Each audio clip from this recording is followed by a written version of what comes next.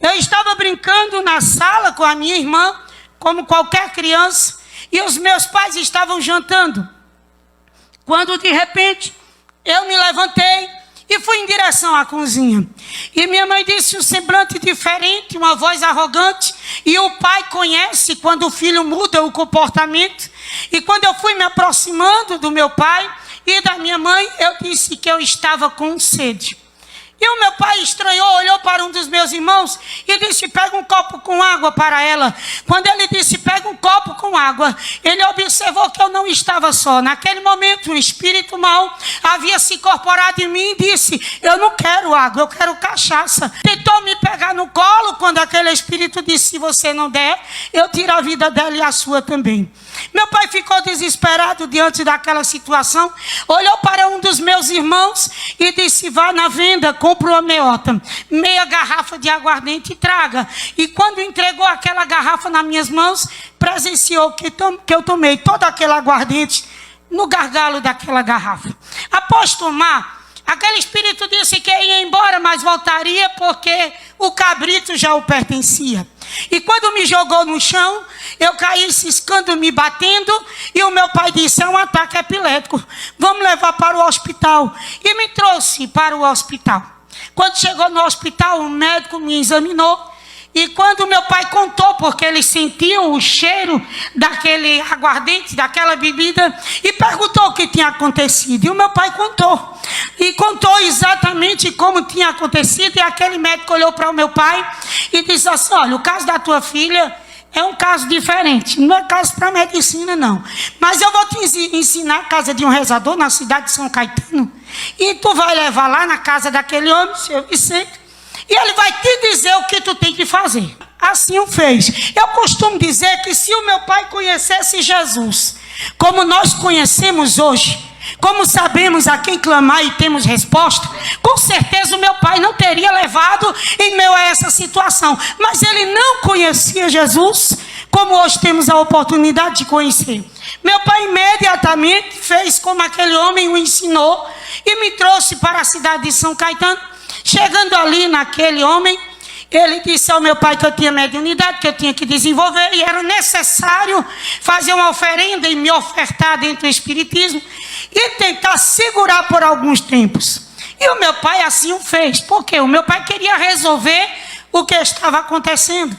E quando aquele homem pediu várias coisas e pela primeira vez me ofertou e me trouxe para casa. De 2 anos e 8 meses até os 7 anos de idade, o meu comportamento era diferente da minha irmã. Eu era uma criança mais agressiva e impulsiva. E a minha mãe foi me cuidando de mim até os 7 anos. Entre esse intervalo não havia acontecido algo semelhante há 2 anos e 8 meses. Porém, com 7 anos de madrugada, meus pais se acordam com barulho. No meu quarto estava eu novamente possessa. Que imediatamente o meu pai disse, vamos levar de novo. Vamos levar onde nós resolvemos. E quando me levou novamente na casa daquele rezador, ele disse que estava chegando a idade de eu desenvolver e meu pai não podia impedir. E o meu pai disse, olha, faça qualquer negócio, faça algum trabalho, o que você fez, me diga o que eu tenho que comprar, mas resolva essa situação para mim.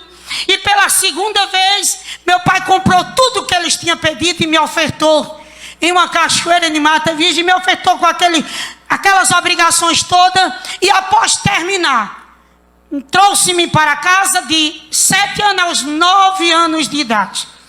Com 9 anos de idade, numa segunda-feira de carnaval, eu estava brincando na calçada com a minha irmã, como toda criança brincando também. De repente a minha mãe já estava entardecendo, minha mãe disse, entre, vá tomar banho, já é hora de tomar banho. E quando eu entrei no banheiro, que eu abri o chuveiro, eu caí. Aí eu não conseguia ficar de pé. E comecei a gritar pela minha mãe, que me tirou nos braços.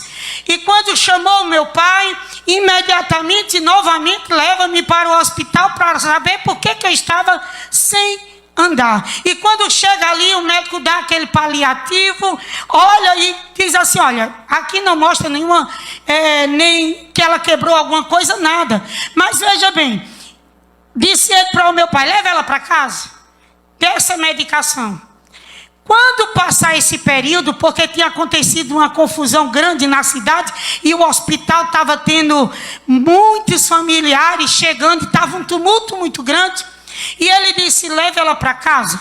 Se ela não voltar a andar, o senhor vai trazer, nós vamos fazer os exames e vamos tentar descobrir. Só a terça-feira de carnaval, quarta-feira de cinza, nada de eu voltar a andar. E meu pai agora me leva para Belo Jardim, comecei a fazer radiografias, vários exames, e os exames diziam que eu não tinha nada. De andar de um hospital para o outro, entre Pesqueira, Bezerros e Caruaru, cheguei ali na cidade de Caruaru, na Santa Efigênia, um médico, olhando todos os exames, doutor Cláudio Raposo, ali da cidade, observou todos os exames, e ele chamou o meu pai e disse assim: sua filha não tem nada. E o meu pai olhou para ele e disse: mas ela está sem andar faz 2 meses e ninguém descobre nada. E ele disse: me conta o que aconteceu. Aí o meu pai contou desde o início o que já vinha acontecendo comigo. Após terminar de conversar com ele, contar tudo, aquele médico olha para o meu pai e diz assim: o senhor trouxe no lugar errado, não é aqui que vai resolver. Mas o meu pai já estava tão cansado de mandarem ele fazer, ir para um lugar, ir para o outro, paga isso, compra aquilo, e ele fazer tanta coisa e não ver resultado, que quando o médico disse para ele: olha, você precisa levar ele num lugar específico para isso, no espiritismo, para tentar resolver. Meu pai disse: ela não vai para lugar nenhum.